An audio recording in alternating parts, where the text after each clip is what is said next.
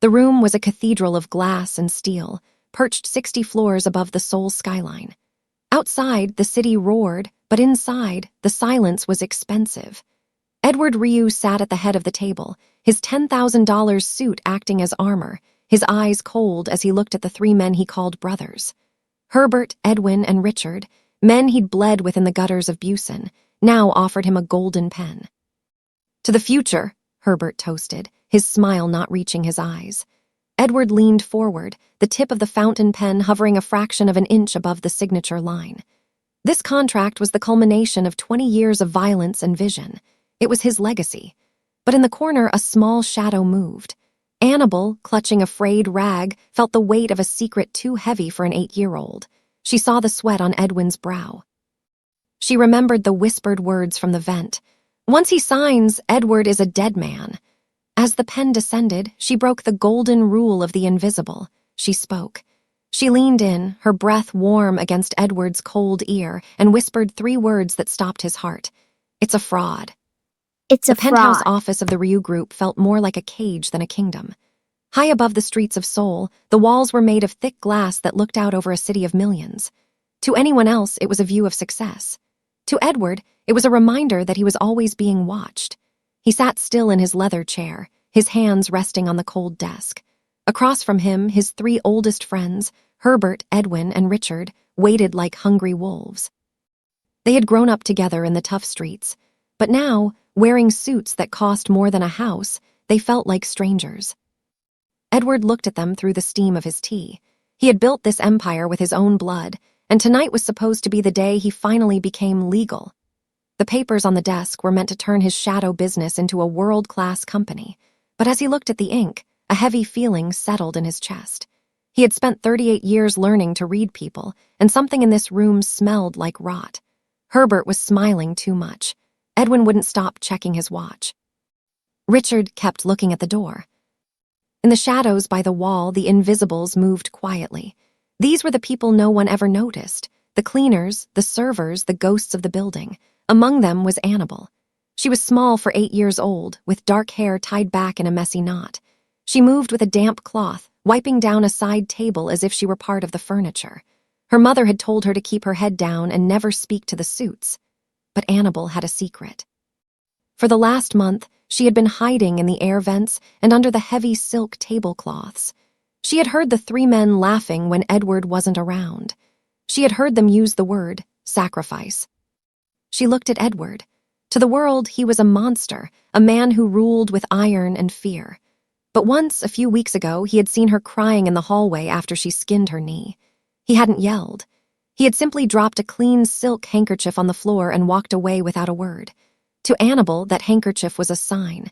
He wasn't just a boss. He was a person who was about to walk into a trap. The air in the room felt thin.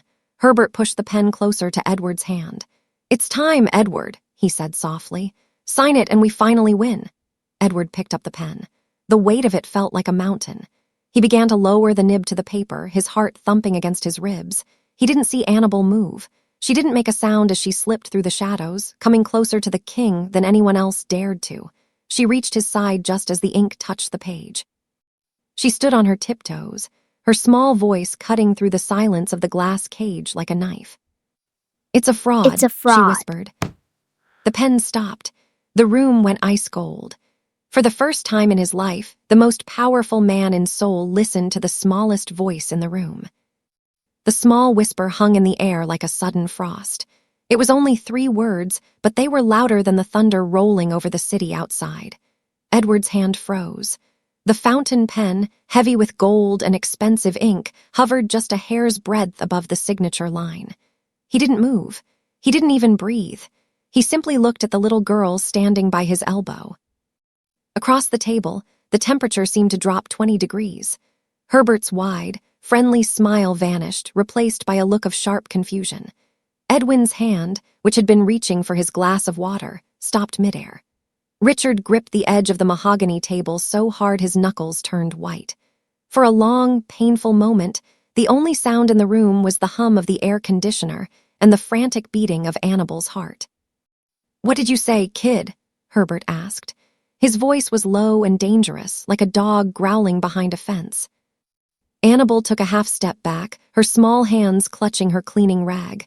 She looked at the three powerful men, then back at Edward. Edward's cold, dark eyes were fixed on her. They weren't angry, they were searching. He was looking for the lie in her face, but all he found was pure, wide-eyed terror. I heard them, she stammered, her voice shaking but clear. In the vents.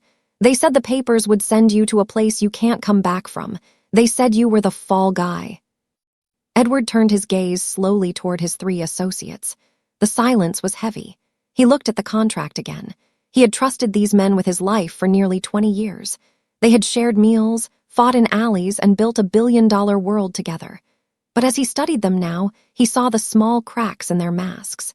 He saw the way Edwin was sweating despite the cool air. He saw the way Richard wouldn't meet his eyes. "Edward, don't listen to a servant girl," Richard said, trying to laugh. The sound was thin and fake.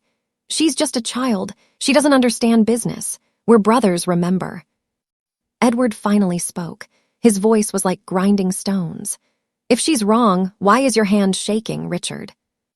The mask finally broke. Herbert didn't argue anymore. He didn't plead. He reached into his jacket, his eyes turning mean and cold.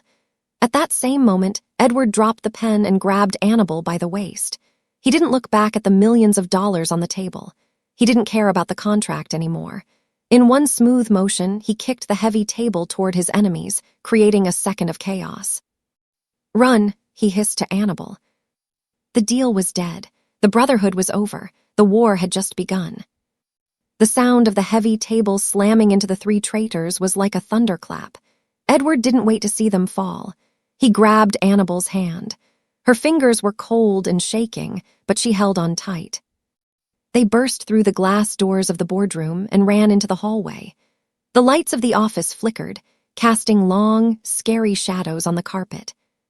"The elevators," Annabelle gasped, pointing toward the silver doors at the end of the hall. "No," Edward said, his voice firm. "They will control the power. The elevators are a trap." He knew his brothers too well. Herbert would already be calling the security team, men who were paid to follow orders, not to be loyal. If they got into that silver box, they would be stuck between floors with nowhere to go. Instead, Edward pulled her toward a small, plain door marked with a red sign. They ducked into the concrete stairwell just as the boardroom doors kicked open behind them. They began to fly down the stairs. The sound of their footsteps echoed against the cold walls. Every flight of stairs felt like a mile. Edward's heart hammered against his ribs, not from the running, but from the anger. He had trusted those men. He had protected them. And now he was running for his life with a little girl who was the only honest person left in his world. Suddenly, a loud clack, clack, clack sounded from above. "They're coming," Annabelle whispered, her eyes wide with fear. Edward looked down the center of the stairwell. They were on the 40th floor. They would never make it to the street in time. He stopped at the 38th floor and pulled Annabelle onto the landing. This was the service floor, filled with humming machines and giant pipes. It was dark and smelled like oil and dust. "We need to hide," Edward whispered. He led her behind a massive metal water tank. They crouched low in the dark, barely breathing. A few seconds later, the stairwell door crashed open. Edward reached into his waistband and pulled out his phone, quickly turning it to silent. He watched through a gap in the machinery as two men in black suits ran past their hiding spot. They didn't stop. They kept charging down the stairs, thinking Edward was still running for the ground floor. Once the sound of the footsteps faded, Annabelle looked up at him. "Why did they do it?" she asked softly. Edward looked at her. He saw the smudge of dirt on her cheek and the brave way she tried to keep her voice steady. "Greed," he said. "It makes men blind." He knew they couldn't stay here long. The building was a cage and the hunters were everywhere. But as he looked at the vents above their heads, he remembered what Annabelle had said. She knew the secret paths of this place. She knew the ways the invisibles moved. "Annabelle," he said, kneeling so he was at her level. "I need you to be my eyes and ears. Can you lead us out of here through the service paths?" Annabelle nodded, her face turning serious. She wasn't just a witness anymore. She was his only way out. Annabelle didn't hesitate. She led Edward toward a small metal grate hidden behind a stack of air filters. It looked way too small for a man of Edward's size, but she pulled it open with a practiced hand. "This way," she whispered. "The cleaning crews use these tunnels to move supplies without being seen by the bosses. They go everywhere." Edward looked at the dark, narrow crawlspace. For a man who ruled from a throne of glass, crawling through the dust felt strange. But he trusted her. He climbed in after her, the metal groaning under his weight. They moved on their hands and knees, the only light coming from the glowing screens of Edward's phone and the occasional cracks in the ceiling vents. As they crawled, the building began to speak to them. Through the grates, they could hear the panicked shouts of security guards in the hallways above. But Annabelle knew exactly where to stop. She paused over a vent that looked down into a small, private office on the 35th floor. This wasn't a fancy executive suite. It was a room filled with humming computer servers and stacks of paper. "This is it," Annabelle whispered, her eyes reflecting the blue light of the servers below. "This is where I saw them, Herbert, Edwin, and Richard. They would come here late at night when they thought everyone was gone. They didn't think a little girl emptying the trash could understand them." Edward looked through the slats of the vent. On the desk below sat 3 black laptops and a pile of folders marked with a red seal. These weren't the legal papers he had almost signed. These were the real records, the black box of the conspiracy. "They have a special machine," Annabelle explained, pointing to a small black device plugged into the main server. "They told each other that once you signed the big contract, this machine would send all the bad files to the police. It would make it look like you stole all the money while they disappeared." Edward's jaw tightened. He realized that his friends hadn't just wanted to take his company, they wanted to erase him. They had used his own security system to build a trap that would snap shut the moment he put pen to paper. "Can we get down there?" Edward asked. Annabelle nodded and pointed to a loose panel in the corner of the ceiling. "I know the code for that door, too. I watched them type it in 100 times. Looking at the brave girl next to him, Edward felt a flicker of something he hadn't felt in years: hope. He had spent his life surrounded by men who lied for a living, but here was a child who had seen the truth simply because she was quiet enough to listen. They weren't just running anymore. They were gathering the stones to build a counterattack. The silence of the server room was broken by a loud, buzzing noise coming from Edward's pocket. He pulled out his phone and saw dozens of messages flashing on the screen. His heart sank. The news was already spreading. Herbert hadn't just sent guards. He had used the company's public relations team to tell a lie to the whole world. "Look," Edward whispered, showing the screen to Annabelle. The headlines were everywhere. They said Edward Ryu had gone crazy and kidnapped a young girl. They were calling him a dangerous criminal. The police were already surrounding the building, and every news channel was showing his face.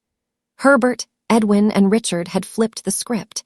They were playing the victims, while Edward was being painted as the villain. "They're making everyone hunt for us," Annabelle said, her voice small and shaky. "It's a clever move," Edward muttered, his eyes narrowing. "By making me a wanted man, they ensure that if the police find me, I'll be arrested before I can say a word. And if their own guards find me first, I won't make it to the police station at all." Suddenly, the building's speakers crackled to life.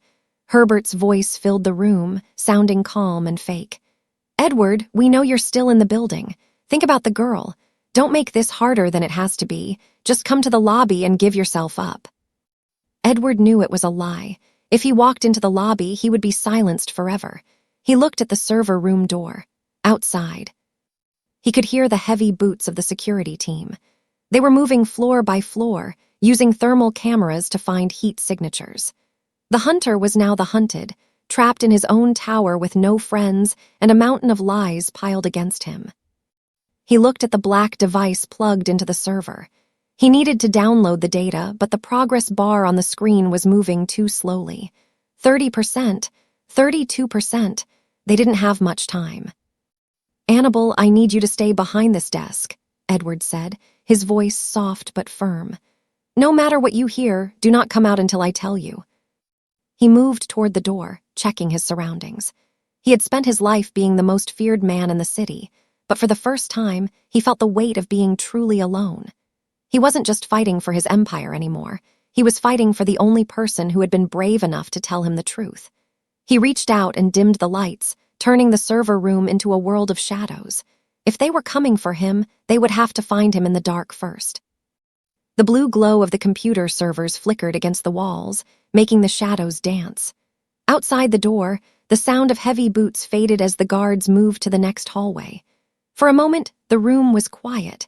Edward sat on the floor with his back against a cold metal desk, his breath coming in slow, ragged bursts. Annabelle sat across from him, hugging her knees to her chest. In the dim light, Edward looked at the girl.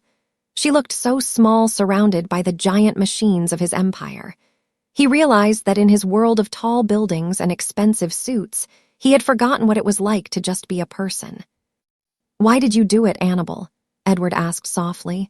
"You could have stayed quiet. You could have stayed safe." Annabelle looked down at her shoes. "My mom says that silence is a choice," she whispered. "She says that if you see something bad happening and you don't speak, you are helping the bad thing happen. And you weren't mean to me. You gave me your handkerchief when I was hurt. No one else here even looks at me." Edward looked at his hands.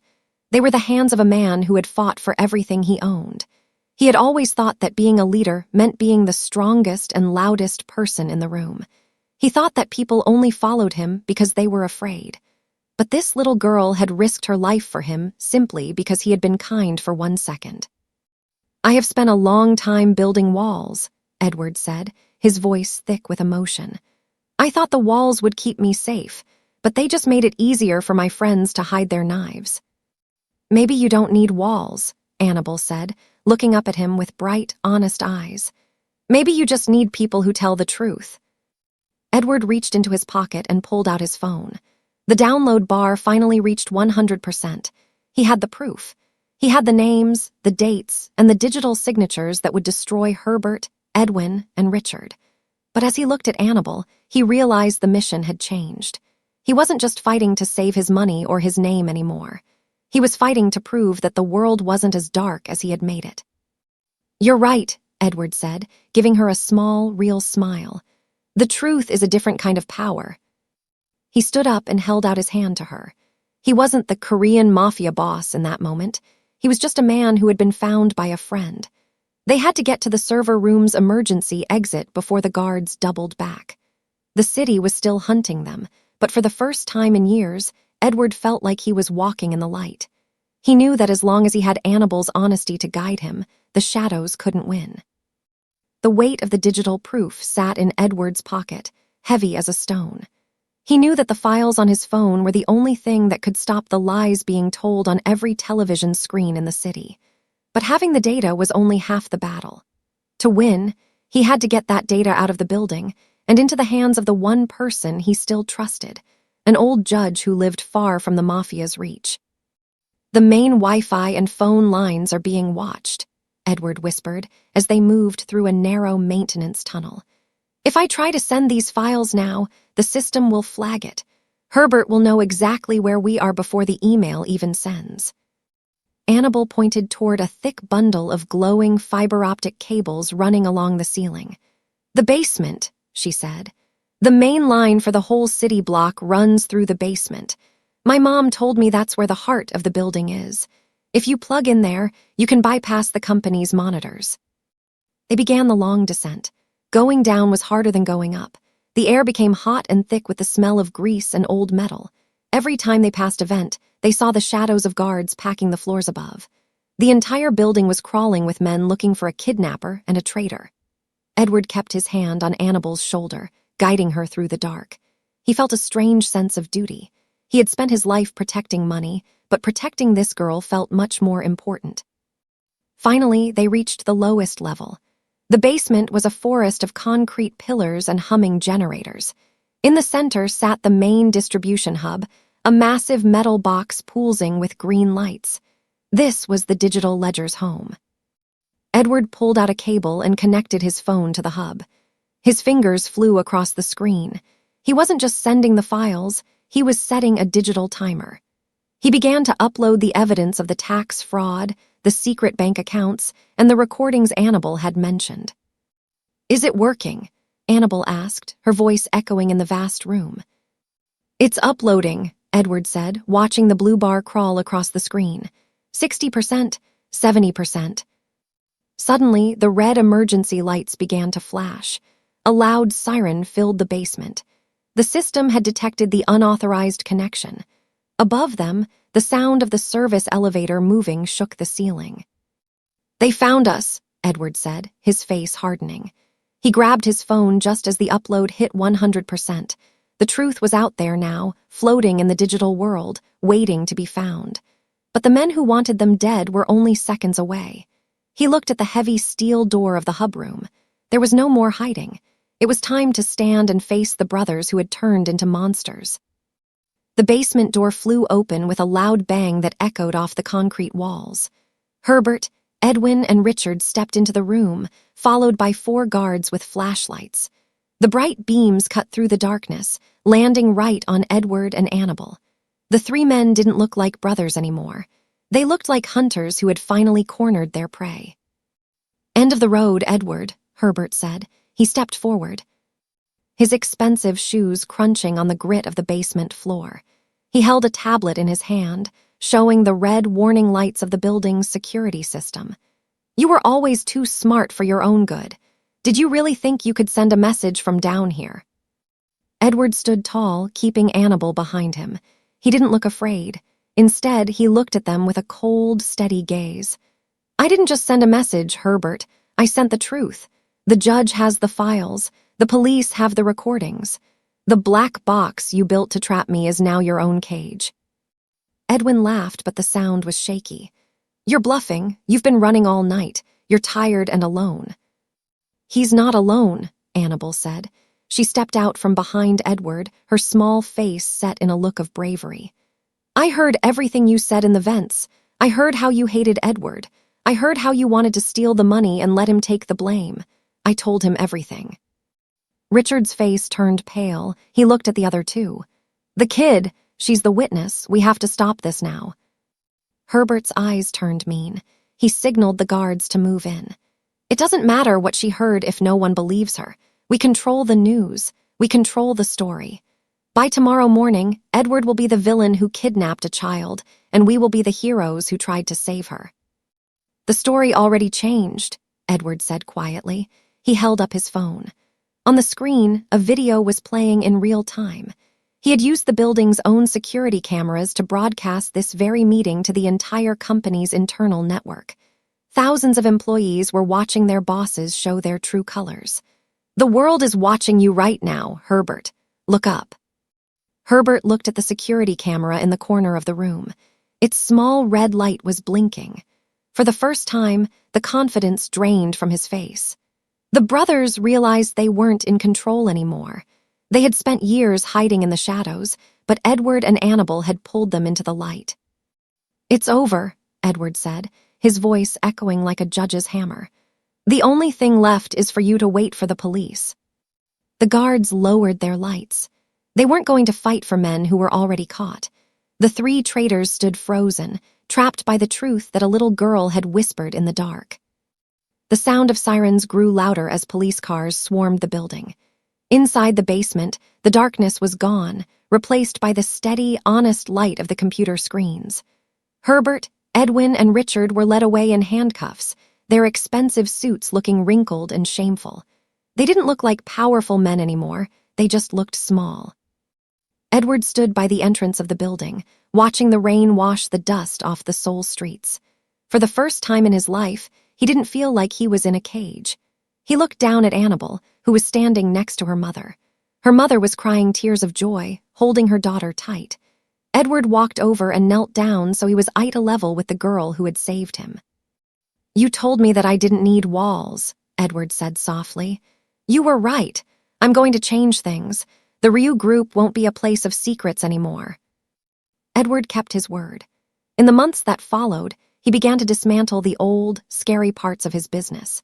He used his wealth to build a foundation that helped the invisibles of the city, the cleaners, the servers, and the families who worked in the shadows. He built schools and safe housing, making sure that every child had a chance to be heard. Annabel's mother became the manager of his new community center, and Annabel was given the best education money could buy. One evening, Edward sat in a park he had built in the middle of the city. He wasn't watching the skyline from a glass tower anymore. He was sitting on a wooden bench, watching children play. Annabel ran up to him, showing him a drawing she had made. It was a picture of a large man and a small girl standing under a bright yellow sun. "Is that us?" Edward asked with a smile. "Yes," Annabel said. "It's the day the truth won." Edward realized then that his empire wasn't made of money or power. It was made of the people he protected and the trust he had finally earned. He had lost his brothers, but he had found something much better, a family and a purpose. The silence was finally gone, replaced by the happy sounds of a city that was no longer afraid. Thank you for following the story of Edward and Annabel. Their journey reminds us that even the smallest voice can change the world when it has the courage to speak the truth. If you enjoyed this tale of loyalty and redemption, please subscribe to our channel and hit the notification bell so you never miss a story. We want to hear from you. What was your favorite part of Edward's transformation? Let us know in the comments below, and don't forget to tell us which city or country you are watching from. See you in the next story.